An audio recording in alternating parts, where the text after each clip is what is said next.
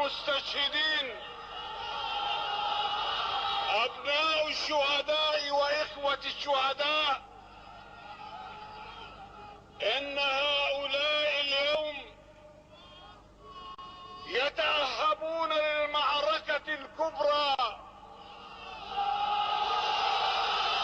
حيث المعركة ستكون بين الإسلام وبين اليهودية، كما ورد في الحديث عن رسول الله صلى الله عليه وسلم: لا تقوم الساعة حتى يقاتل المسلمون اليهود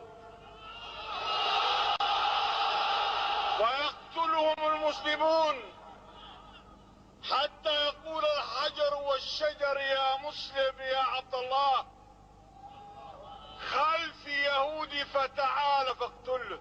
ونام أهل فلسطين ذات ليلة كما ينام البشر على اختلاف وتباغض وتحاسد، فأصبح الصباح فإذا هم على قلب رجل واحد، كالجسد الواحد إذا اشتكى منه عضو تداعى له سائر الجسد بالسهر والحمى.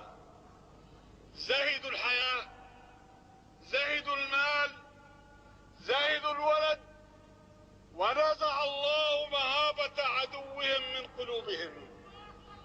كيف حدث ذلك؟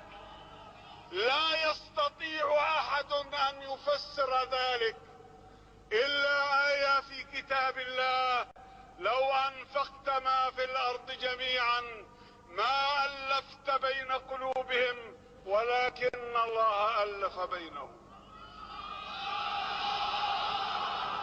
هل تسمع يا شمير تكبيرات المؤمنين في الأقصى؟ هل تسمع إنهم على الدرب قادمون في جند محمد؟ إنهم على الدرب قادمون.